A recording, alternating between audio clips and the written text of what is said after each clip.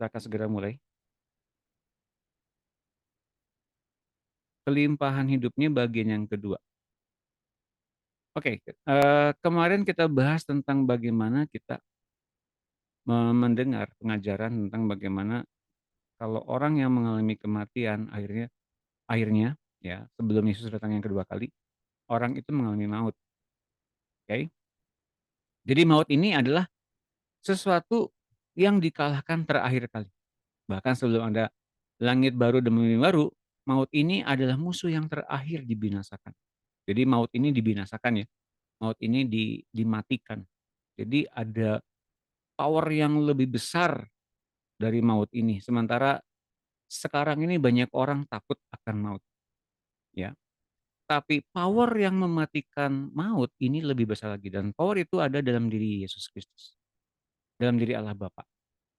Dan itu ditempatkan pula dalam diri kita sebagai anak Allah. Ini luar biasanya.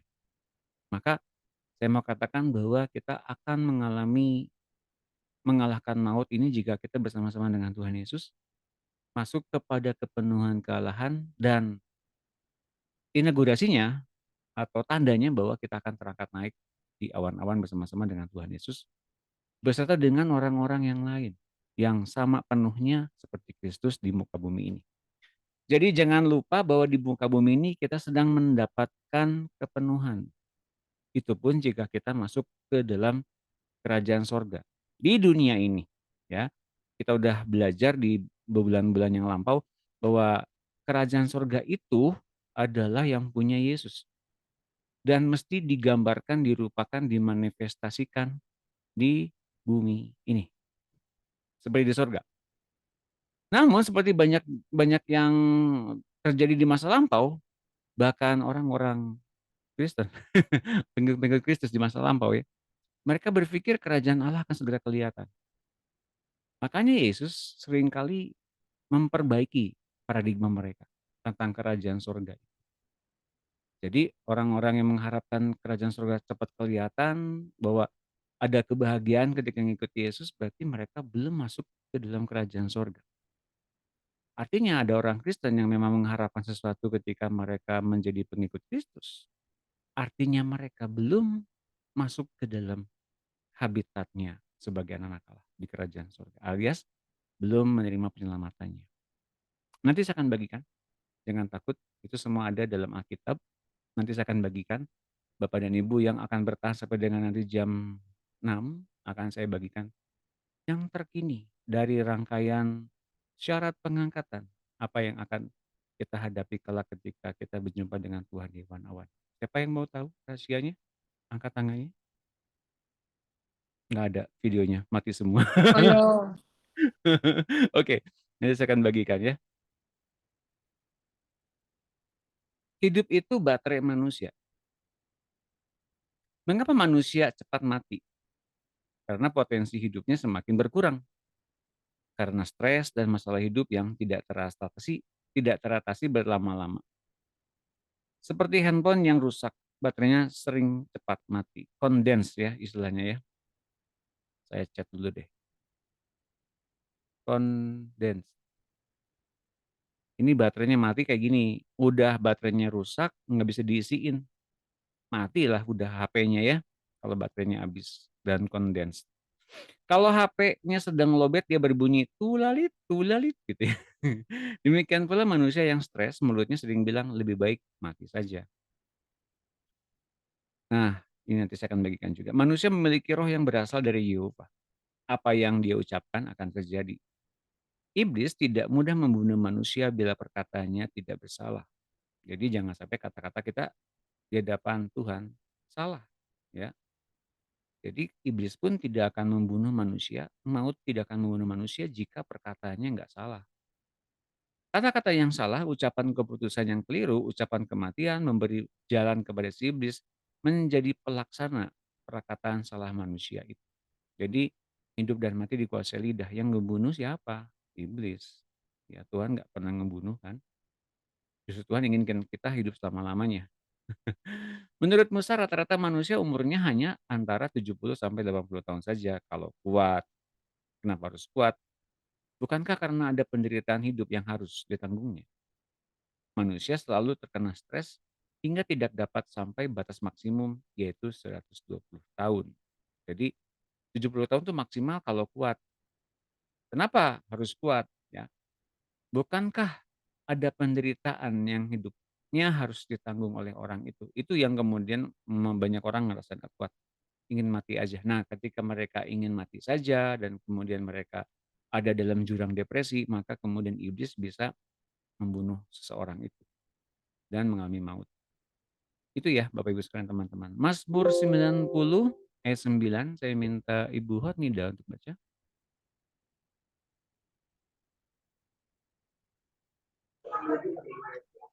Mazmur 90, iya ya. Betul. Ya, Pak. Iya. Mazmur 90 ayat 9. Sungguh segala segala hari kami berlalu karena gemasmu. Kami menghabiskan tahun-tahun kami seperti keluh. Masa hidup kami 70 tahun dan jika kami kuat 80 tahun dan kebanggaannya adalah kesukaran dan penderitaan sebab berlalunya buru-buru dan kami melayang lenyap. Ya, Amin. terima kasih Bu Hornida. Iya, Pak. Jadi ayat ini jangan jadi sumber kebenaran ya satu saja gitu ya. Jadi memang ada ayat dalam Alkitab itu memang banyak kebenarannya, tapi ini jangan sampai satu saja jadi sumber kebenaran. Artinya apa? Jadi batasnya 70 tahun itu ya memang udah maksimal. Jadi ya puji Tuhan lah, haleluya gitu kalau mati umur segitu. Teman-teman, Bapak Ibu sekalian jangan salah ya. Ini kan kemudian 70 tahun ini karena nggak kuat ngalamin kehidupan yang banyak tekanannya ya. Tapi ingat di bumi ini, di dunia ini, kita ini sedang disempurnakan oleh kerajaan Allah, oleh Allah sendiri. Dan mengapa kita jangan sampai putus asa karena kita mengalami penyempurnaan-penyempurnaan itu, karena Yesus yang telah jadi manusia pada 2000 tahun yang lalu itu, Yesus saja pernah jadi manusia dan dia taat. Dia mengalami maut agar kita nggak usah mengalami maut. Dan oleh karena hidup Yesus maka kita diberikan hidup yang berlimpah-limpah. Oke? Maka bisa kita katakan begini, Musa saja sendiri mati ketika mencapai batas maksimum usia manusia itu, yakni 120 tahun. Apa rahasianya? Ini dia. Dia hidup bersama dengan Tuhan di dalam ketaatan akan perintah-perintah Tuhan. Itu rahasianya teman-teman. Mengapa Musa begitu kuat naik gunung tanpa matanya bular, tanpa kemudian dia merasa lemah, naik turun gunung umurnya 110 tahun, mati pun karena kemudian Tuhan tidak biarkan ia masuk ke dalam tanah perjanjian. Apa rahasianya? Karena ia hidup bersama dengan Tuhan dalam ketaatan akan perintah-perintah Tuhan. Hanya sekali dia teledor berbicara ketika hendak memukul batu karang itu. Akibatnya dia tidak diizinkan masuk ke tanah perjanjian. Ia teledor ya, berbicara, bukan marah loh ya. Ia teledor berbicara. Ya, lihat ini Bilangan 20 ayat 10. Apakah Bu Leni bisa baca? Bu Leni? Bisa, Pak. Oh, terima kasih Bu Leni. Saya selalu Bu Leni. Makasih. Bilangan 20 ayat 10, ketika Musa dan Harun telah mengumpulkan jemaah itu di depan Bukit Batu. di depan bukit batu itu, berkatalah ia kepada mereka, dengarlah kepadaku, hai orang-orang durhaka. Apakah kami harus mengeluarkan air bagimu dari bukit batu itu? Tetapi Tuhan berfirman kepada Musa dan Harun, karena kamu tidak percaya kepadaku dan tidak menghormati kekudusanku di depan mata orang Israel. Itulah sebabnya kamu tidak akan membawa jemaah ini masuk ke negeri yang akan kuberikan kepada mereka. Amin. Makasih Bu Leni. Betul. Nah, mari kita lihat ya. Apakah Musa benar seperti apa yang diberitakan oleh orang-orang, oleh para pembicara, oleh para hamba Tuhan? Musa tidak bisa masuk ke tanah perjanjian karena ia marah-marah. Betul, ia memarahi orang Israel. Betul. Tapi yang terjadi adalah bukan marahnya yang membuat dia jatuh ke dalam pelanggaran itu. Yang membuat dia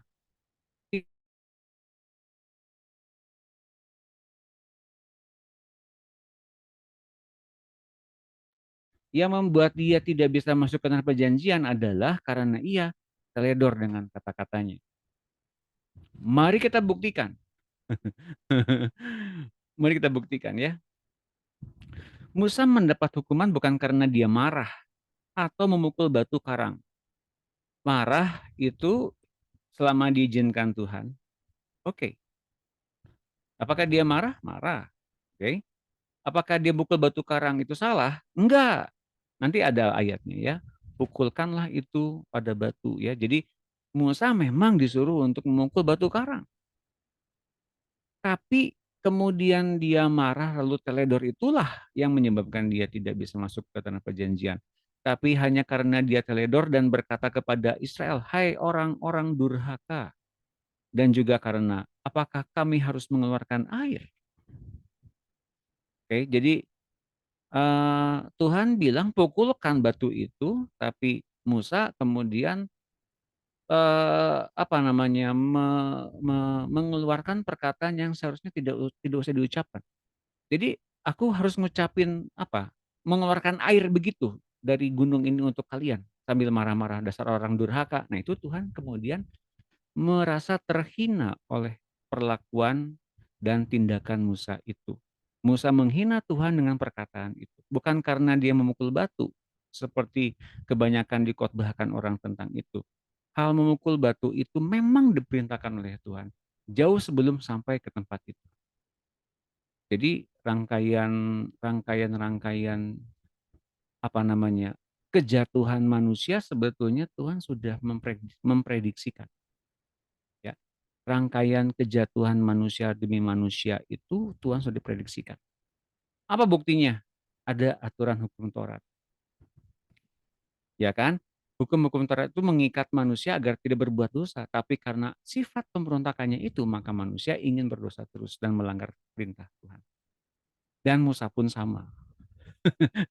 Musa pun sama, ya meskipun dia nurut, tapi ternyata dibuktikan dia pun nggak nurut juga sama Tuhan, ya. Mari kita lihat dalam Keluaran 17 ayat 6. Apakah ada Ibu Lan?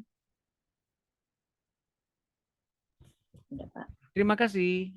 Saya selalu Ibu. Keluaran 17 ayat 6. Maka aku akan berdiri di sana di depanmu di atas gunung batu di Horeb. Haruskah kau pukul gunung batu itu, dan dari dalamnya akan keluar air, sehingga bangsa itu dapat minum. Demikianlah diperbuat Musa di depan mata tua-tua Israel. Ya, makasih Ibu Lan. Dan disambung oleh Ibu Dina, Mazmur 106 ayat 32. Iya Pak. Ya. Mazmur 106 ayat 32. Mereka membesarkan dia dekat air Meriba, sehingga Musa kena celaka karena mereka. Sebab mereka memahitkan hatinya, sehingga ia teledor dengan kata-katanya. Oke, terima kasih Bu Dina. Jadi kita lihat ya, bahwa ternyata Tuhan membuat aturan agar manusia tidak jatuh ke dalam berbagai-bagai pelanggaran, karena Tuhan tahu sifat manusia seperti apa. Ya, meskipun Musa dididik oleh Tuhan luar biasa dan dia menjadi orang yang paling lembut hatinya di seluruh muka bumi di depan orang-orang yang lain, Tuhan memuliakan Musa. Namun Musa kemudian mempunyai hati yang pahit. Dan berdasarkan hati yang pahit itu, dia teledor. Harusnya dia nggak usah ngomong terlalu banyak, tapi kemudian dia ngomong dengan berkataan, haruskah kami mengeluarkan air itu? Dengan omongannya dia seperti begitu, dengan juga dia bilang, dasar orang-orang durhaka. Ya, itu tuh dua perkataan yang tidak harus diucapkan. Dan kemudian kalau ia suruh pukul gunung batu itu nggak salah, memang Tuhan suruh dia pukul begitu. Jadi di tingkat-tingkat tertentu Musa nurut, tapi keluar perkataan yang teledor dan kemudian itu berasal dari pahit hatinya, membuat dia tidak bisa masuk ke tanah perjanjian. Pahit hati. Mengapa dia pahit hati? Karena sepanjang perjalanan di padang gurun itu, Musa melihat bangsa Israel begitu tegar tengkuk. keras kepalanya, minta ampun. Ya, tidak mau dituntun oleh Tuhan. Di dalam hati Musa itu kemudian mempunyai hati yang pahit. Dari perkataan-perkataan teledor itu ternyata munculnya dari hati yang pahit. Saya mau katakan di sini teman-teman, apakah kita bebas dari pahit hati? Coba renungkan baik-baik apa yang saya tanyakan barusan. Apakah kita bebas dari pahit hati? Kalau kita tidak bebas dari pahit hati, hati-hatilah dengan apa yang kita ucapkan. Setidak-tidaknya, hati-hatilah dengan apa yang kita ucapkan. Ini yang kita pikirkan. Yang kita pikirkan seringkali itu lebih dulu apa yang kita ucapkan. Yang kita pikirkan itu lebih dulu dari apa yang diucapkan oleh mulut. Pikiran-pikiran yang terlalu banyak beroperasi, itu pikiran-pikiran yang berasal dari hati atau batin kita yang berkata-kata. Kita nggak terima sama orang ini, kita nggak terima sama orang itu, kita nggak terima oleh perlakuan dari orang ini, kita nggak terima dari perlakuan orang itu, kita kemudian kecewa sama orang ini, kita kecewa sama orang itu, sementara kita nggak bisa ngubah mereka, lingkungan mereka, suasana dan keadaan sekitar kita, tapi kita cenderung lebih cepat pahit hati. Dan dari sini ternyata asal muasal dosa dan maut itu hingga bisa mencengkram manusia. Teman-teman jelas ya, jangan sampai pahit hati. Apalagi teledor dengan berkata-kata yang salah. Ya, ingat, iblis itu bisa membunuh manusia karena manusia punya keteledoran dalam omongannya. Tapi kalau omongannya benar, apa yang dipikirkan Tuhan, kita bisa memikirkannya juga bersama-sama dengan Roh Kudus yang memikirkan itu semua, dan perlakuan kita, tindakan kita, tindak tanduk kita, karakter kita mencerminkan Kristus dan perkataannya, maka sukar bagi si iblis untuk membunuh manusia, anak-anak Allah, sukar. Ingat, sebab upah dosa adalah maut. Jika dosa sudah matang akan melahirkan maut. Sebelum ada dosa, kita udah tahu, sebelum ada dosa itu ada perintah Tuhan. Yang menyebabkan manusia berdosa, siapa yang tahu? Pasti kita bilang si jahat ya. Enggak. Oke, kita lihat dulu ya. Ketika Hawa diperdaya oleh ular, apa yang ditawarkan oleh ular kepada Hawa? Matamu terbuka dan kamu bisa menjadi seperti Allah. Oh, yang baik dan yang jahat. Kemudian si perempuan ini mengambil buah itu dan memakannya dan memberikannya juga kepada suaminya, kepada Adam. Itu buah dari mana? Buah dari, siapa yang tahu? Buah dari, Keinginan. ya, buah dari, Keinginan. bukan nama pohonnya. Buah dari Pengetahuan yang jahat dan yang baik. pohon pengetahuan baik dan jahat. Oke, tepuk tangan semuanya. Terima kasih Bulan dan Ibu Ari. Apa tandingannya pohon pengetahuan baik dan jahat? Tandingannya, lawannya, oposisinya apa? Pohon kehidupan. Pohon kehidupan. Terima kasih Bu Ari. Tepuk tangan buat Ibu Dina juga. Lalu apa yang ditawarkan Tuhan? Ketika perjamuan kudus, ambillah dan makanlah. Ini dagingku yang dipecah-pecahkan bagimu. Inilah darahku yang dicurahkan bagi perjanjian, bagi banyak orang. Teman-teman, ngerti nggak ketika kita menerima perjamuan kudus? Kita tuh lagi menerima apa? Kehidupan. Dari pohon kehidupan yang real. Dari Tuhan sendiri, dari rohnya Tuhan sendiri, dari hidupnya Tuhan sendiri. Dari hidupnya Tuhan sendiri yang betul-betul dicurahkan bagi kita. Maka ketika dia bilang, ambillah dan makanlah. Dan hari ini ketika kita mengambil dan makan firman Tuhan, yang terjadi adalah kita memperoleh hidup dari Tuhan itu. Tidak lagi kita makan dari buah pohon pengetahuan baik dan jahat. Tepuk tangan semuanya. Tanda kita hidup oleh hidup dari pohon kehidupan. Tanda kita hidup dari firman Tuhan. Tanda kita hidup dari rohnya Tuhan. Tanda kita hidup dari kehidupannya Tuhan adalah terbentuknya pikiran Kristus yang ada dalam jiwa kita. Untuk milih benar, untuk melangkah benar, untuk bertindak benar, dan untuk ngomong secara benar.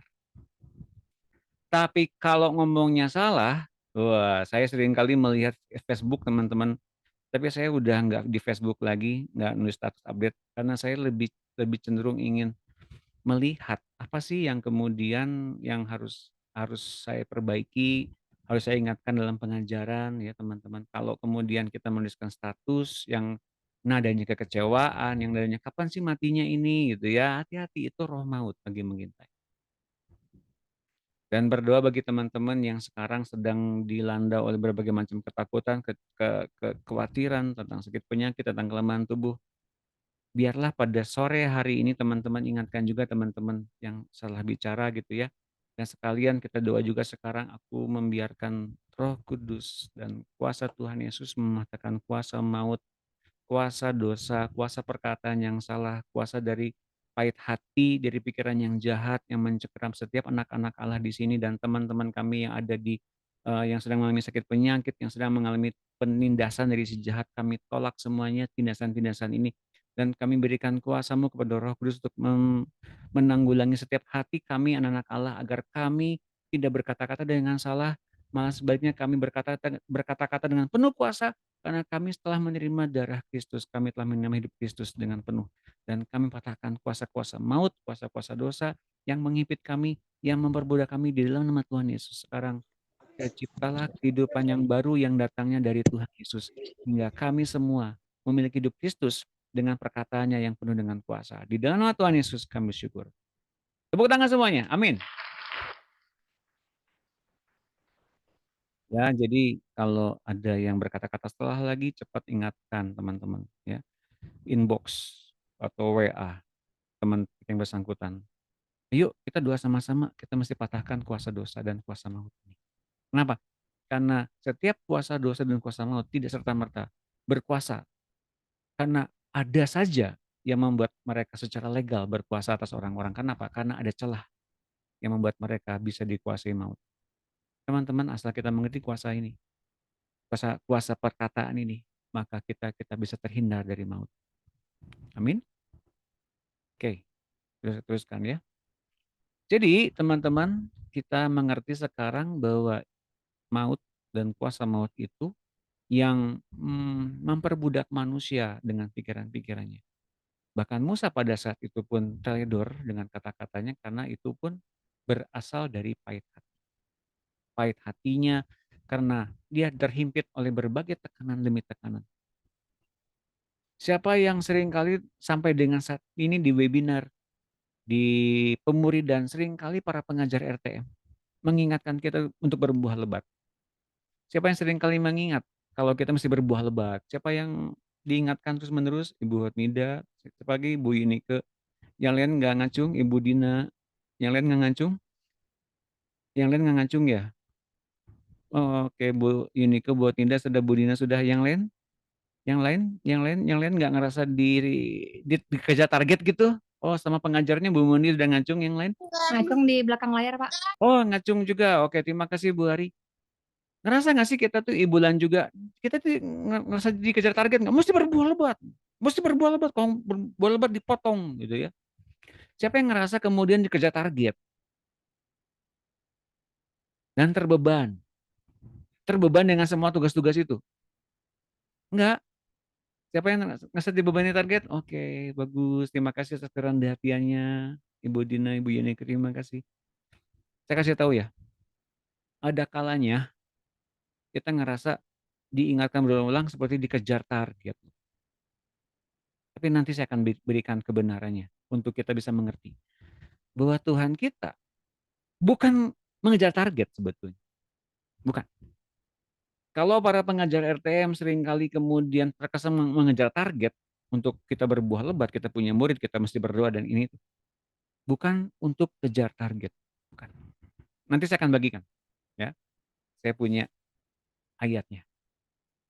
Ketaatan Musa adalah prestasi seorang manusia yang luar biasa. Namun sekali saja dia salah, akibatnya ia dilarang masuk tanah Kanaan. Semua yang terjadi dengan Musa sekarang menjadi gambaran bagi kita yang sedang menuju ke kerajaan sorga. Kita lagi OTW ke sana kan. Secara rohani kita sudah di sana, secara jasmaniah ini akan kita masuki kelak. Tidak ada toleransi bagi dosa sedikit pun. Itu kita masih tahu ya. Tidak ada toleransi bagi dosa sedikit pun. Kan Pak, kita itu bukan orang sempurna. Betul. Tapi bukan berarti kita jatuh bangun dalam dosa. Ini perhatikan baik-baik. Oke. Tapi kalau kemudian Nah, berapa orang? Berapa orang?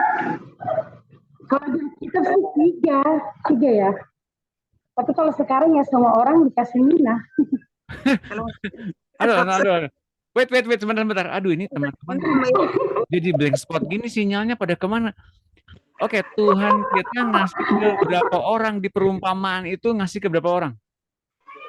Ke berapa orang? Ada 3, Pak. Tiga 3. ya? Bukan. Nah, Tiga. 5. Salah. Waduh. 5 orang. Pak, lupa. Waduh. Dia berapa? 10 orang ibu-ibu, 10 orang, 10 Iya, hamba. Iya. 10 hamba Tuhan ya. 10 hamba. 10 hamba diberikan masing-masing berapa? Artinya hitungannya 10, tapi yang diberikan 3. 10, 5, 1. Salah.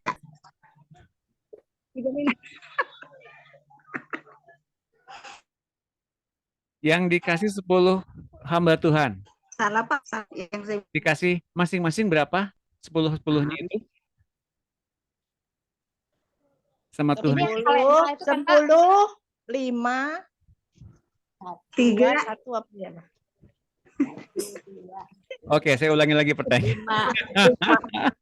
Tuhan itu memberi perumpamaan. Tuhan tuh mau pergi keluar kota, ia percayakan minanya kepada 10 orang hamba-hambanya. Berapa yang ia kasih? 1. Puji Tuhan. Tepuk tangan. Oh, 1 ya.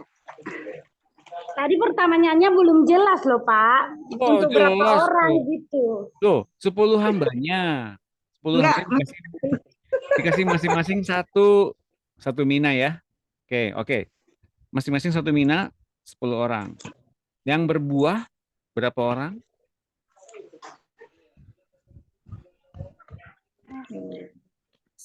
Cuman 1 yang nggak berbuah kan, 9-nya berbuah. Yang 1 nggak berbuah, betul. Yang 1 nggak berbuah yang nyimpan di sapu tangannya ya. Yang berbuah 9 orang. 9 orang. 9. Aduh. Oke. Waduh. Oke, yang 10 orang Kayaknya, Pak. yang 10 orang dikasih mina 1 semua. Masing-masing 1 yang berbuah berapa orang? Dari 10 orang? 1. Yang 1 nggak berbuah, yang berbuah 2. 2. Tepuk tangan. Masing-masing buahnya ada yang 10, ada yang 5. Betul ya. Yang diceritakannya kan begitu ya, 2 berbuah, 1 nggak berbuah. Yang 1 itu menyimpannya dalam sapu tangan dan menguburkan minanya. Yang 7-nya gimana? Dibahas nggak dalam perumpamaan itu? Nggak dibahas Pak, makanya bingung. Nah, mengapa bingung? Siapa yang pernah baca dan kemudian bingung dan bertanya sama Tuhan, Tuhan kok yang 7-nya kok nggak dibahas? Siapa yang nanya begitu sama Tuhan dalam saat teduhnya? Nggak ada? Yang terlihat yang berbuah doang ya Pak. Oke. Saya mau bukain gini teman-teman. Mengapa Tuhan memberi perumpamaan seperti begitu? Karena dia sedang mengubah paradigma banyak orang tentang kerajaan Allah. Dia lagi ngubah semuanya. Mari kita lihat ayatnya ya. Saya kasih tahu ayat ini ada di dalam Lukas 19. Banyak orang Kristen yang salah tentang gambarannya tentang kerajaan surga.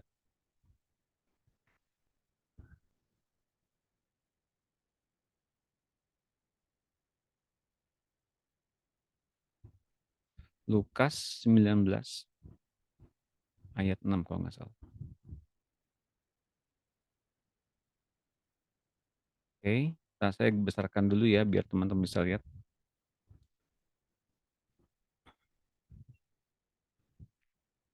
Nih, ayat 11. Teman-teman tolong baca ayat 11.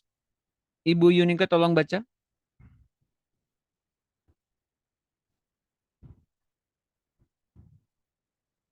Bisakah baca Bu Yunika? Iya, Pak. Terima kasih. Ayat 11 ya, Pak. Betul. Lukas 19 ayat 11. Untuk mereka yang mendengarkan dia di situ, Yesus melanjutkan perkataannya dengan suatu perumpamaan, sebab ia sudah dekat Yerusalem dan menyangka bahwa kerajaan Allah akan kelihatan. Tuh, ini Segera, penting. Ya, amin. makasih Bu Yunika. Untuk mereka yang mendengarkan dia di situ, Yesus melanjutkan perkataannya dengan suatu perumpamaan, sebab ia sudah dekat di Yerusalem, dan mereka menyangka. Jadi mereka punya sangkaan, mereka punya perspektif bahwa kerajaan Allah akan segera kelihatan. Apa artinya ini? Banyak orang menduga Yesus itu memang lagi bikin kerajaan sebagai tandingan orang Roma. Dan Yesus lagi ngajak mereka untuk melihat kerajaannya di dekat Yerusalem, di Yerusalem itu sendiri. Jadi ketika mereka punya satu praduga, mereka punya satu keinginan untuk melihat sorga seperti apa sih, kerajaan seperti apa sih yang sedang diceritakan Tuhan Yesus. Dan ketika hendak dekat Yerusalem, Yesus mengubah paradigma itu, merubah cara pikir mereka itu. Terutama mereka berpikir tentang kerajaan yang seperti apa yang dalam versinya mereka. Ya, mari kita lihat ini ternyata luar biasa. Ya, jadi dia memberikan perumpamaan. Dan dari apa yang diberikan perumpamaan di sini, Yesus kemudian menggambarkan perumpamaan bahwa ada berbagai macam orang di sini. Ya, mengapa kemudian ia mesti pergi ke tempat di mana ia akan dinobatkan sebagai raja? Oke, siapa yang menobatkan Yesus sebagai raja? Siapa yang menobatkan Yesus sebagai raja? Allah Bapa. Allah Bapa, betul? Tapi saya kasih tahu beberapa edisi terjemahan dalam bahasa Inggris. Dia mengambil kerajaannya sendiri. Aneh ya. Karena kemudian catatan berikutnya, ia memberikan kepercayaan berupa mina kepada hamba-hambanya. Ya, 10 hamba-hambanya diberikan 1 mina. Mengapa cuma 10? Dari banyak orang yang ada dalam suku bangsanya itu. Ini suku bangsanya ini. Ini kan suku bangsa ya. Nih, ayat 14. Akan tetapi orang-orang sebangsanya membenci dia. Dalam kaitan apa membenci Yesus? Dalam kaitan orang-orang Yahudi ini melihat bahwa Yesus ini nggak layak jadi raja mereka. Ya, jelas. Ayat yang ke-14 nih. Akan tetapi orang-orang sebangsanya membenci dia, lalu mengirimkan utusan menyusul dia untuk mengatakan kami tidak mau orang ini menjadi raja atas kami. Tahu nggak nih orang-orang sebangsanya orang-orang siapa? Orang-orang sebangsanya Yesus tuh orang-orang yang mana?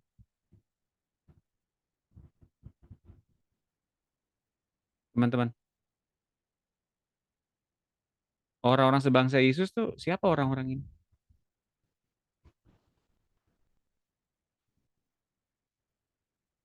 Yang Siapa? menyalibkan dia enggak, Pak? Nah iya, siapakah dia?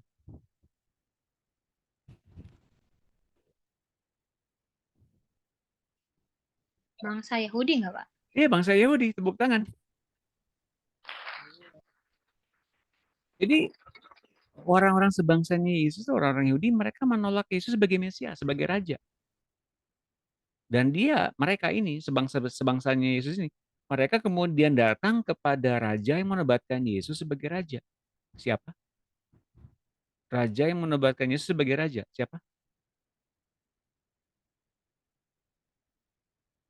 Datang kepada siapa jadinya orang-orang Yahudi ini?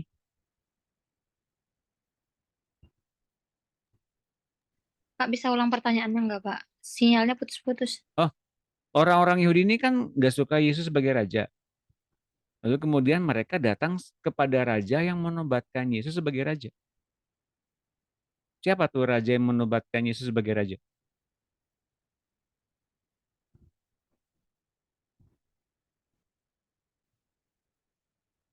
Siapa? Pilatus kah yang bilang raja orang Yahudi? Enggak. Ya, sebenarnya Allah Bapa. Ya? Allah Bapa. Allah Bapa, tepuk tangan. Jadi orang-orang Yahudi datang kepada Allah Bapa dalam doa-doa mereka untuk mereka menolak Yesus sebagai raja. Didengerin nggak kira-kira? Ya enggak lah. Enggak didengerin. Ya enggak lah. Tapi ini apa yang diucapkan Yesus loh. Lihat nih.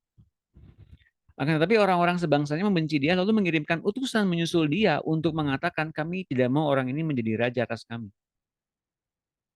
Ya. Dan terjadilah ketika ketika Yesus kembali setelah ia dinobatkan menjadi raja. Kapan ia dinobatkan sebagai raja? Kapan?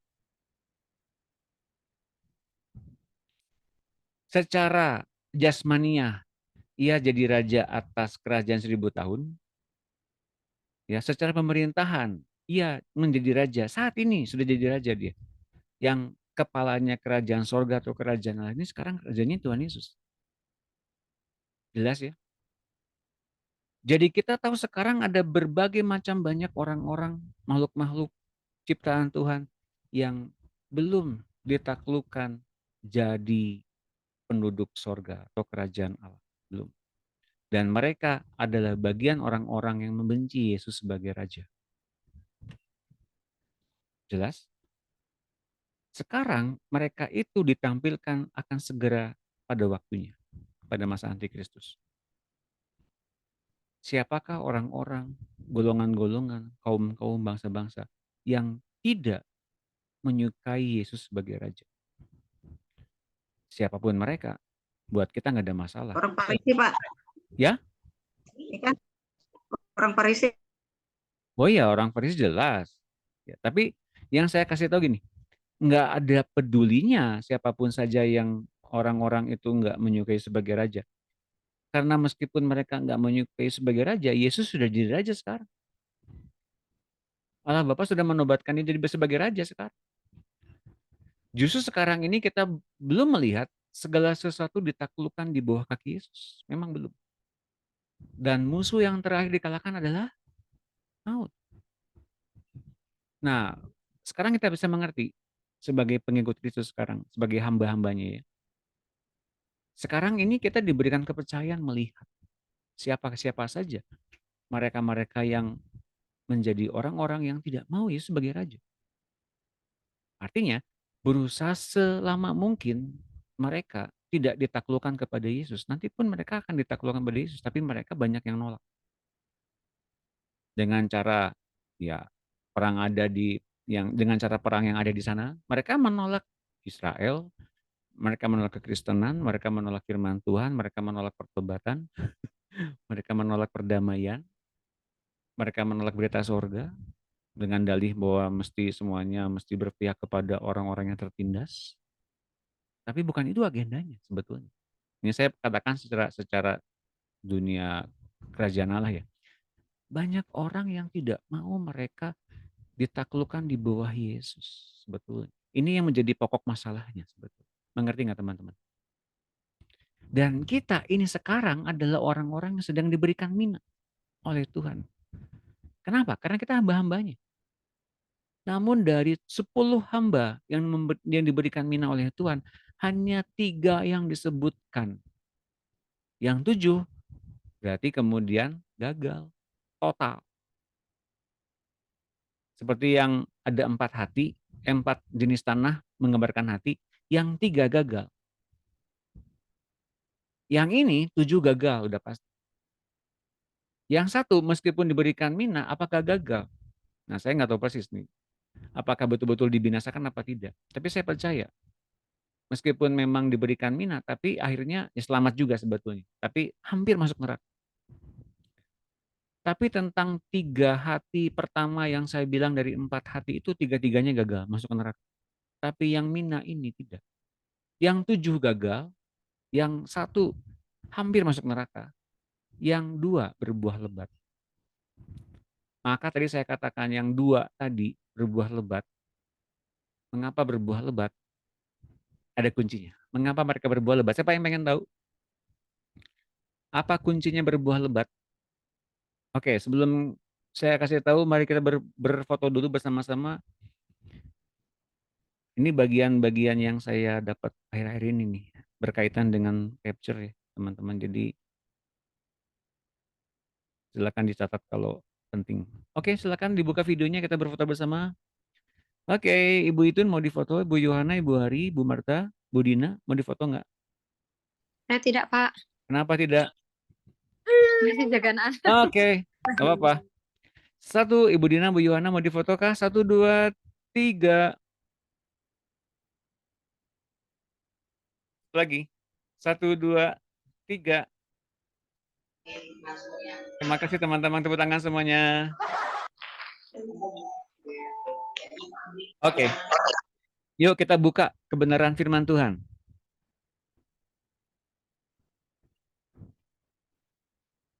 Nih. Mengapa ada 2 orang yang berbuah lebat? Karena orang itu, ya, lihat ini.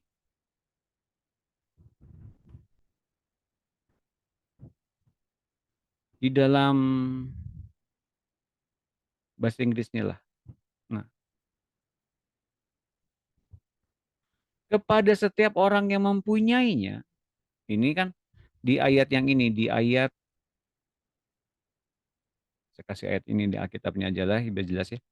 Matius 19, ini dia.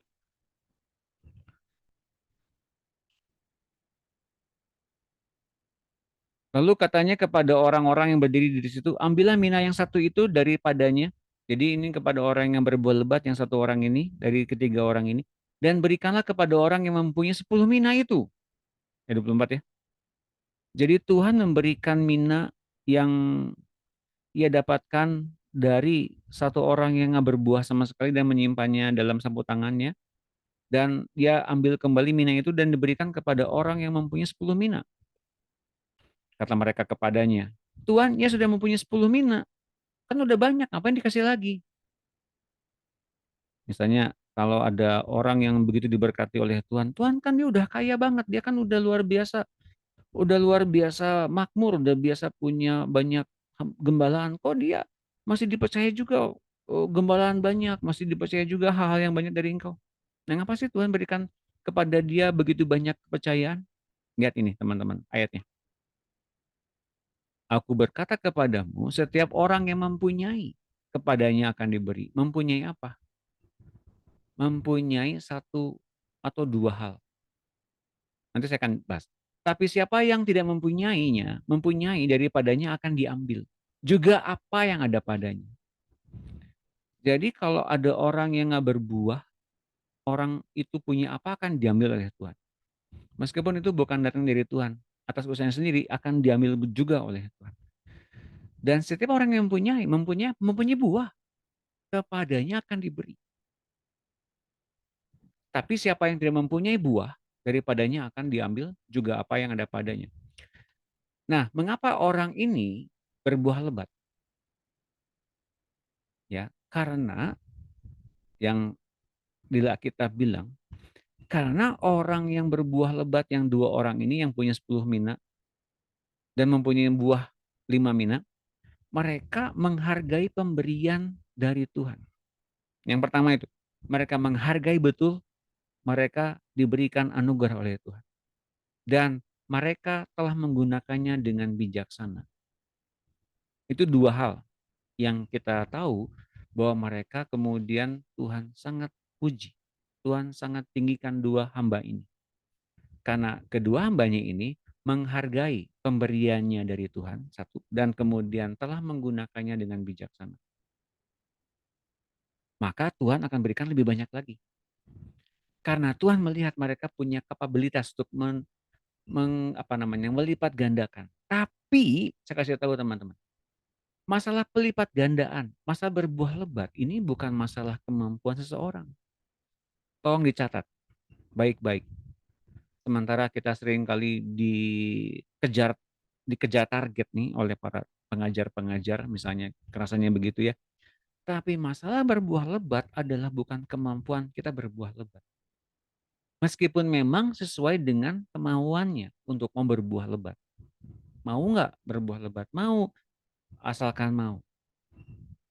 Siapa yang mau berbuah lebat?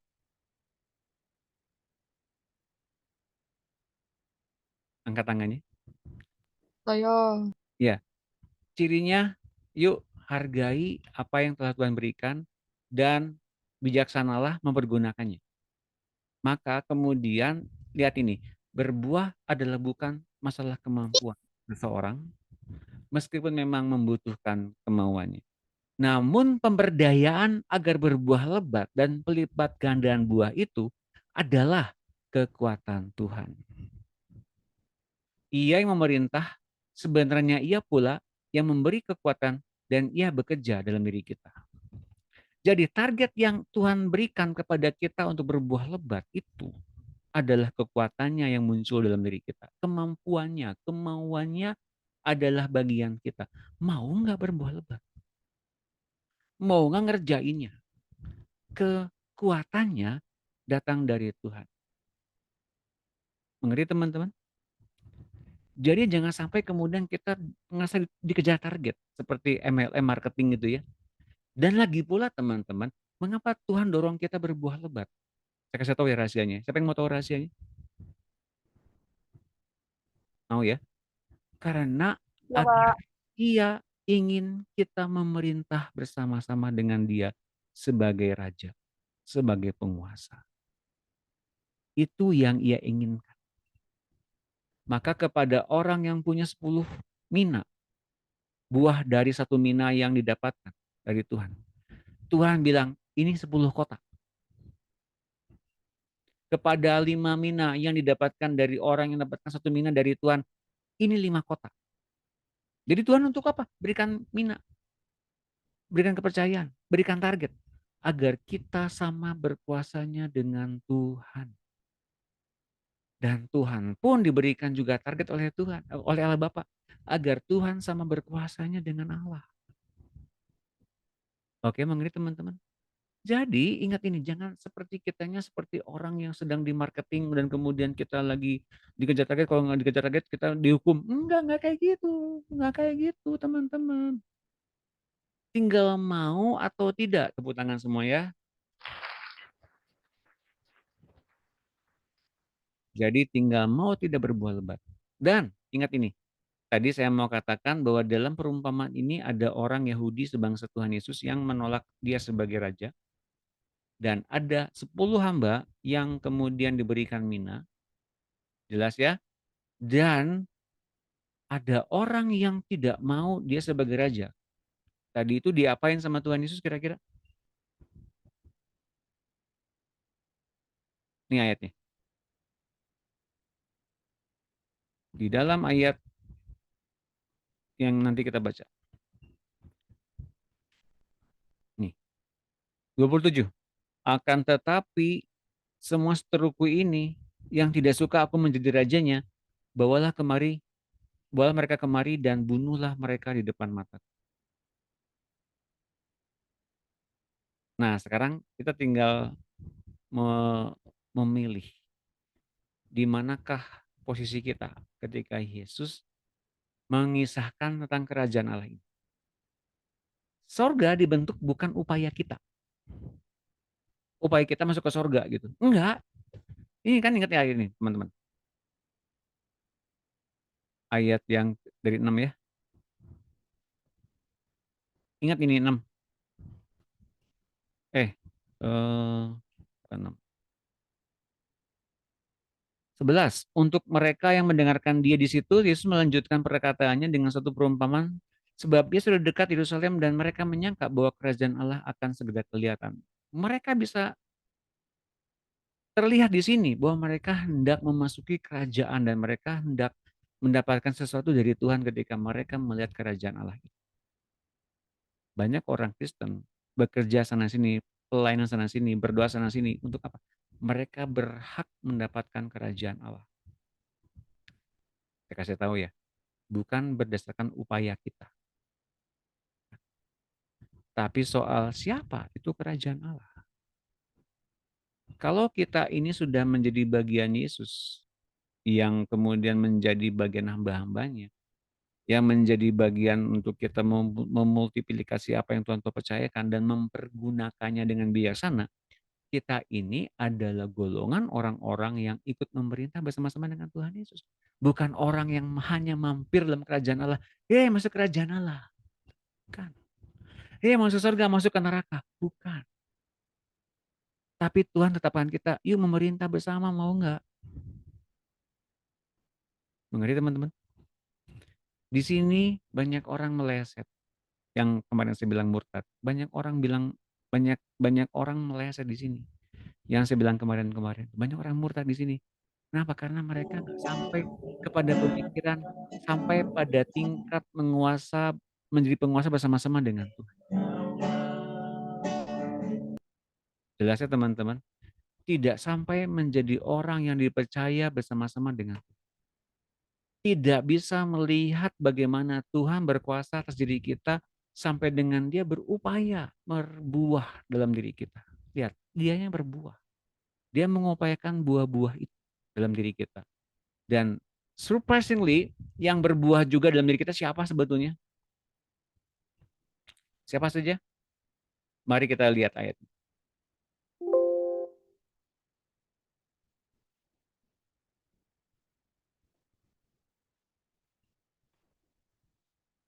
Yohanes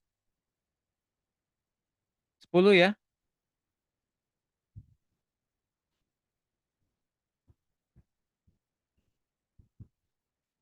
Bentar.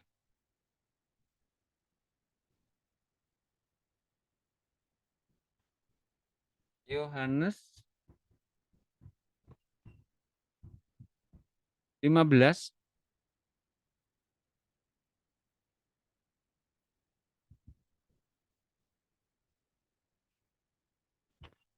ayat 1.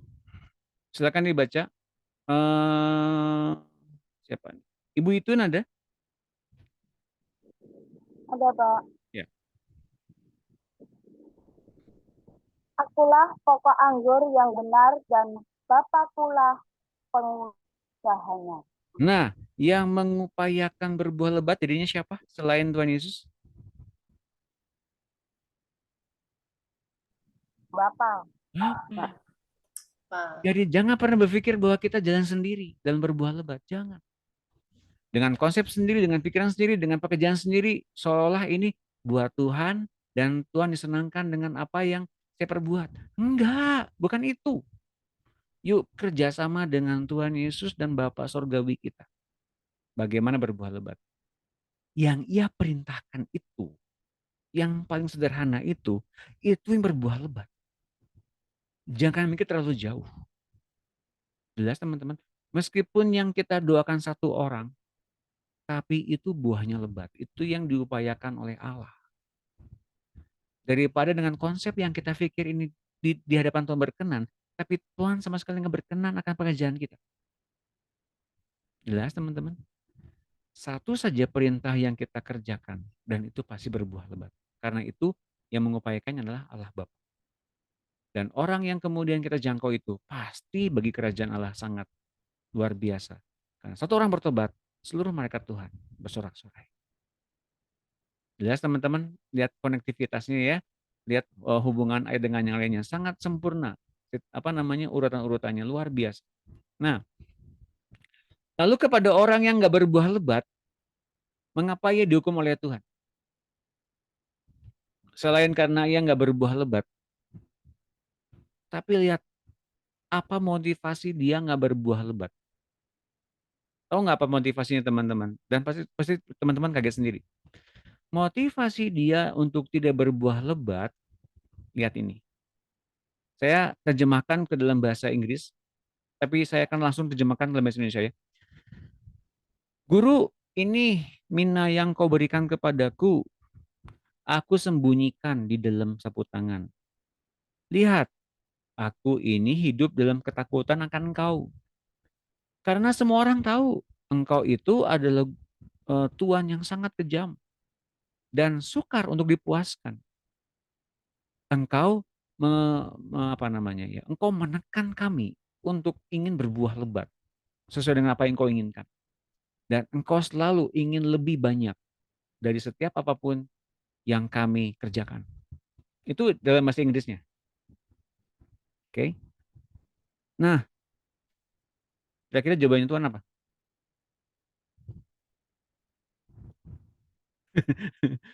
Teman-teman, saya kasih tahu dulu ya.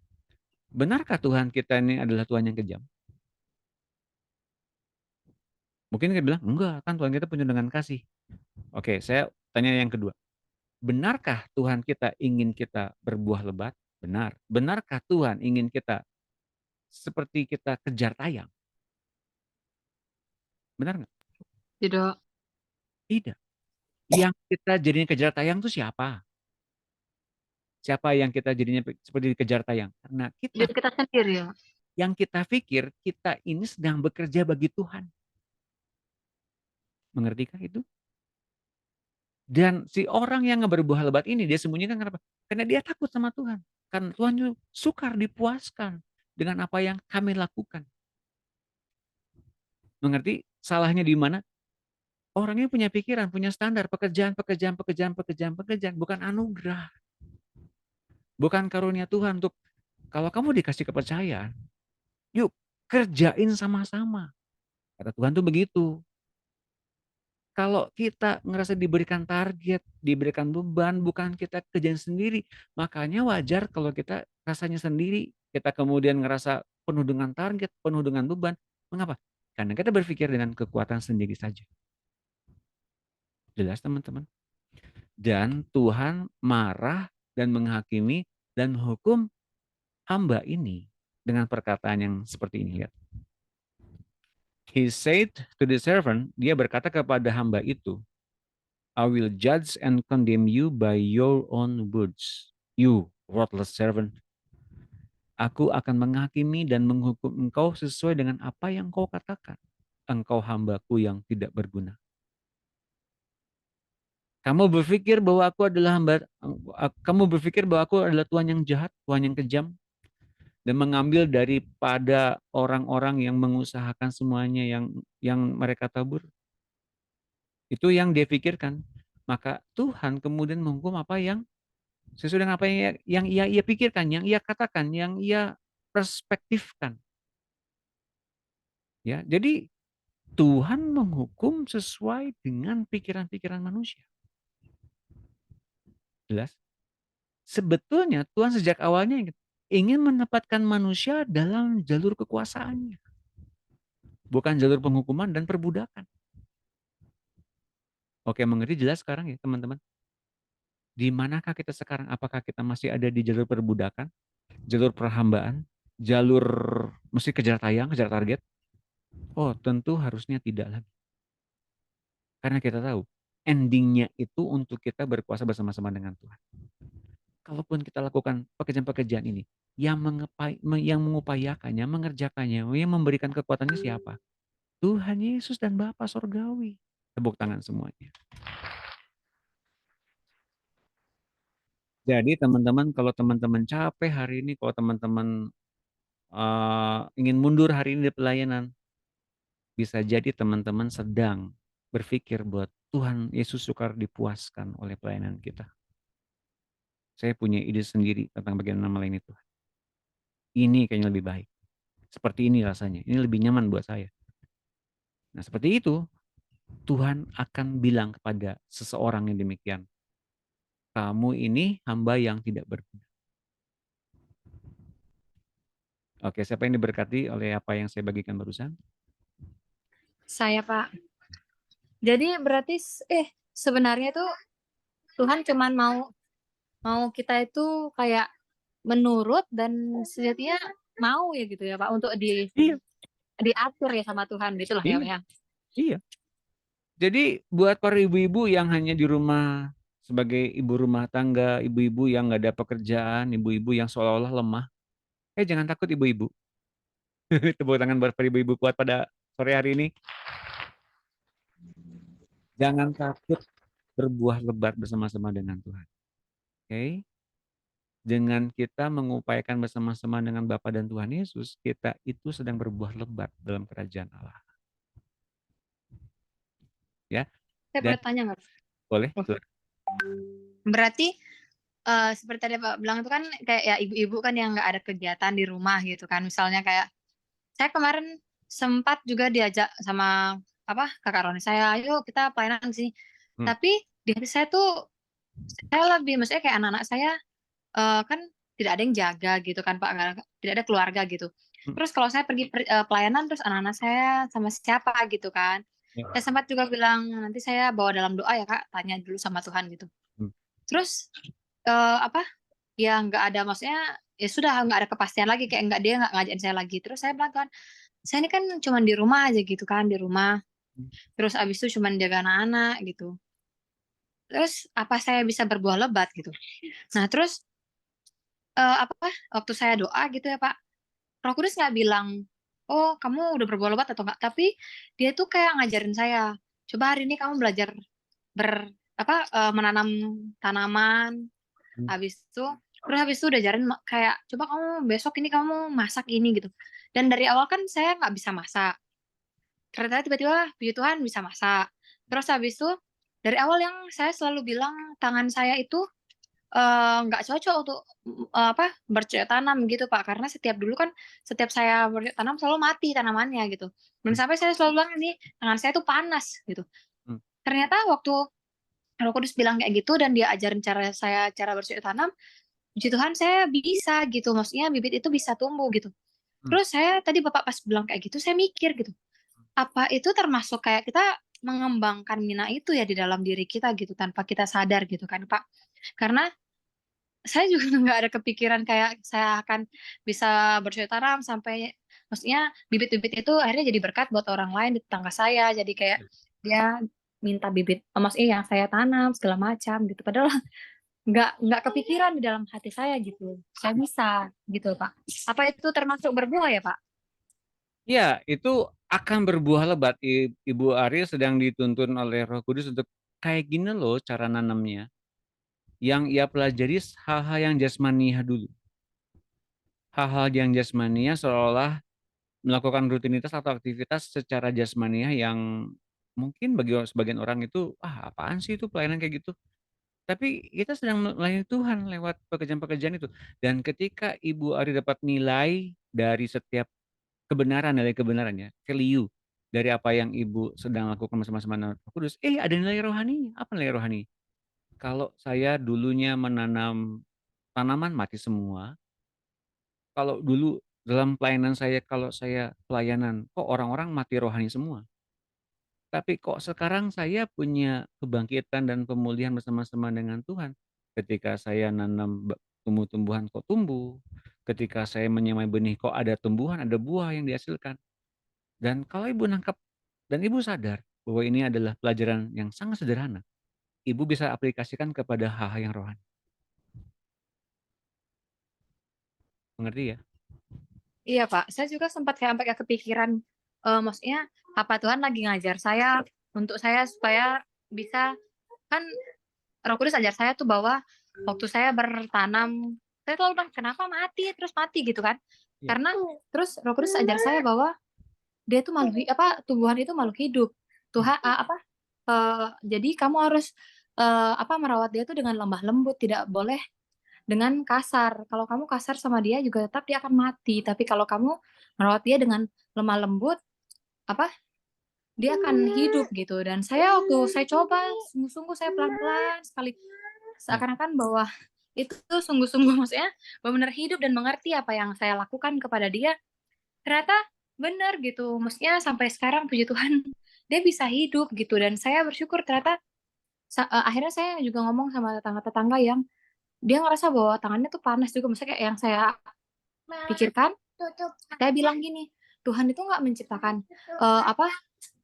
umatnya itu dengan tangan yang panas, tapi dengan tangan yang memberkati. Jadi nggak boleh percaya itu lagi. Saya bilang begitu akhirnya Pak, karena saya membuktikan sendiri bahwa saya bisa gitu. Yang maksudnya nggak pernah saya pikirkan gitu Pak. Jadi ibu sedang dibawa oleh Tuhan untuk berbuah lebat, belum berbuah lebat secara buah yang diberikan kepada Tuhan, tapi kelak akan benar-benar digiring kepada jiwa dan pasti berbuah lebat. Tepuk tangan. Amin. Terima kasih ya, Pak. Oke, dari materi yang saya bagikan barusan judulnya ini hasil chatting terakhir.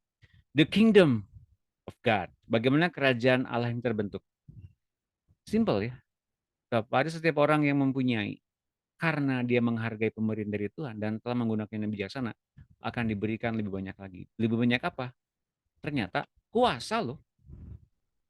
Jadi kerajaan Allah ini bergeraknya dalam kuasa. Yang dibilang soal Mina tadi tuh sebenarnya salah satunya kuasa yang akhirnya nanti dinikmati. Dari awal ya, ini dari awal nih. Lalu saya chatting terus sampai akhir. Ujung-ujungnya adalah begini, lihat ini. Sebab kerajaan Allah bukan terdiri dari perkataan, bukan cuma teori melulu, tapi dari kuasa yang termanifestasi dalam diri kita.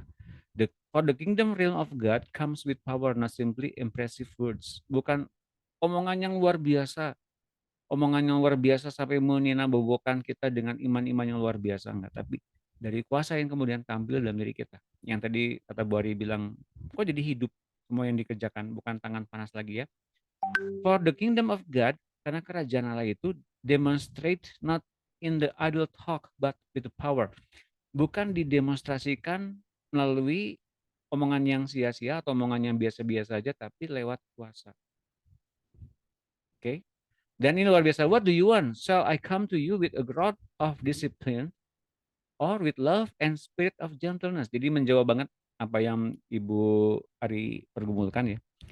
Jadi kuasa itu dibentuk dengan bukan soal disiplin, kekerasan seperti kalau kamu nakal kamu dipukul sama rotan gitu ya pantatnya ya enggak. Tapi dibuat berdasarkan apa? Kasih dan spirit kelemah lembutan. So, jadi Bu Ari datang hari ini dapat PR banyak dan juga dapat berkat banyak hari ini. Tepuk tangan buat Ibu Ari. Amin, terima kasih Pak. Dapat konfirmasi banyak ya hari ini, puji Tuhan. Iya Pak. Betul. Gentleness, dari kasih dan kelemah lembutan. Jadi operasinya kerajaan Allah ini bukan soal disiplin yang keras. Ternyata ya, bukan soal kejar tayang, kejar target gitu ya. Enggak. Tapi soal bagaimana kasih kita terbentuk. Soal kelemah lembutan terbentuk. Teman-teman, luar biasa ya. Tepuk tangan semuanya.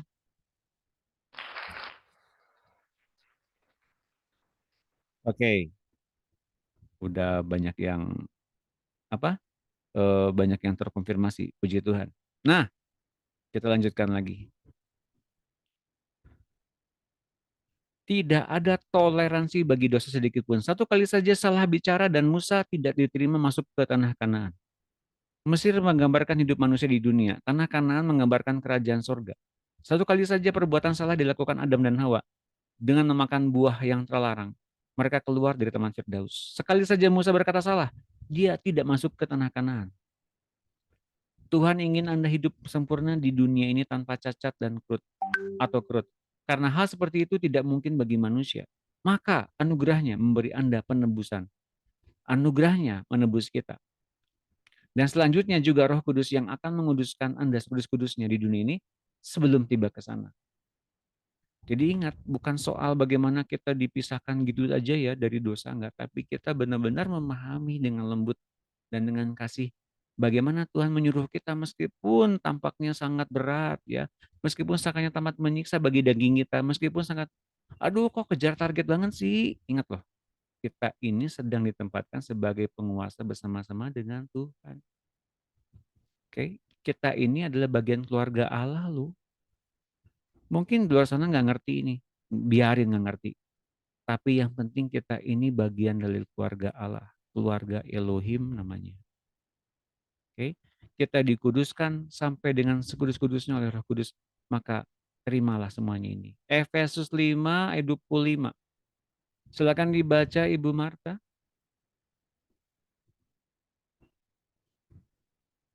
Ya, Pak. Iya. Terima kasih, Pak. Terima kasih. Ya, Efesus 5 ayat 25. Hai suami, kasihilah istrimu sebagaimana Kristus telah mengasihi jemaat dan telah menyerahkan dirinya baginya, untuk menguduskannya sesudah ia menyucikannya, dengan memandikannya dengan air dan firman, supaya dengan demikian ia menempatkan jemaat di hadapan dirinya dengan cemerlang, tanpa cacat atau kerut atau yang serupa itu, tetapi supaya jemaat kudus dan tidak bercela. Amin. Ya, jadi ini gambaran bagaimana Tuhan Yesus menguduskan kita ya dengan Roh Kudus, memandikan kita dengan firman. Oke. Dan ini ayat berikutnya Matius 5:48. Silakan dibaca oleh Ibu siapa? Adakah Ibu Mundi? Kamu Mundi ya? Ya Pak, Terima kasih. Matius 5 ayat 48. Karena itu haruslah kamu sempurna sama seperti Bapamu yang di surga adalah sempurna. Amin. Jadi kesempurnaan Kristus yang terbentuk dalam diri kita, bukan kesempurnaan kita. Caranya dia nggak berbuat dosa, bukan caranya kita nggak berbuat dosa. Mengerti ya teman-teman? Caranya dia sempurna, bukan caranya kita sempurna. Saya kasih tahu, kalau caranya kita sempurna, pasti akan menyiksa. Nggak boleh kecap ini, nggak boleh lihat itu, nggak boleh ini, nggak boleh itu. Coba kalau kita nurutin apa saja yang diucapkan Roh Kudus, kita nggak mungkin berbuat dosa loh. Serius, hidup ini mesti dibikin simpel, jangan dibikin rumit. Yang bikin rumit itu pikiran kita. Oke? Nanti kalau saya punya waktu lagi nanti ada contohnya saya akan berikan. Oke? Nah, orang menderita sakit karena ada roh-roh penyakit atau roh orang mati yang berpenyakitan memasuki tubuhnya. Juga karena kesulitan hidup di bawah kutuk dan pikiran-pikiran terkutuk. Itu menyebabkan baterai hidupnya boros dan cepat habis. Maka segala macam penyakit dunia juga memasuki tubuhnya. Tapi Tuhan boleh memakai Anda yang memiliki hidup berkelimpahan dari Tuhan untuk membuat baterai mereka di-charge kembali melalui firman-Nya dan doa yang membangkitkan hidupnya lagi. Sekarang pertanyaannya, bagaimana memiliki hidup yang berlimpah-limpah itu? Segala yang telah disediakan bagi kita harus diambil dengan iman. Tak bisa hanya dengan mengerti dalam pikiran, tapi dikerjakan dengan iman, yakni mengamini dan mengakuinya sampai seluruh kebenaran Anda dikuasai oleh kebenaran itu. Ini ya, amini dan kemudian mengakuinya sampai kesadaran dikuasai oleh kebenaran itu. Mengucap syukur, memuji namanya, membuat kesadaran Anda berpindah dari kesadaran materi ini ke dalam kesadaran alam roh. Ini latihannya. Perlu diketahui bahwa semua kegiatan yang Anda lakukan dengan kelima indera jasmani Anda membuat kesadaran Anda berada di daerah jasmani atau materi. 5 indera jasmani membuat kita ada di dunia materi semata. Tapi bila Anda melatih kelima indera roh Anda, maka kesadaran Anda akan alam roh akan meningkat. Oke? Di dalam roh inilah Anda akan menerima segala hal yang diberikan Allah Bapa kepada Anda. Dengan sering hadir dalam hadiratnya, dalam doa, penyembahan, semua bentuk kehidupan yang dimilikinya akan merendam Anda. Asal bejana Anda bersih dari hal-hal duniawi tentunya. Just be there. Saya mau tekankan yang ini. Di daerah roh inilah Anda akan menerima segala hal yang diberikan Allah Bapa kepada Anda. Sudah atau belum? Sudah ya berikan, cuma kita nggak nyadar bahwa kita telah menerimanya. Dengan sering hadir dalam hadiratnya.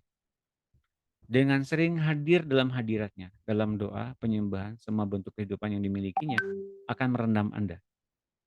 Dengan sering hadir dalam sidang ilahi, dengan sering hadir dalam dewan permusyawaratan ilahi, dengan sering hadir dalam persekutuan dengan Elohim, dengan sering hadir dalam sidang musyawarah Allah, kita bisa menikmati apa yang sedang ia rencanakan. That's why muncullah ayat ini teman-teman. Tolong dilihat di kamera. Ini banyak peringatannya hari ini. Saya sengaja. Siapa yang mau tahu? Angkat tangannya. Peringatan berikutnya. Oke. Cuma ada 2 orang yang mengangkat tangan, yang lain? Oh, Bu Itun.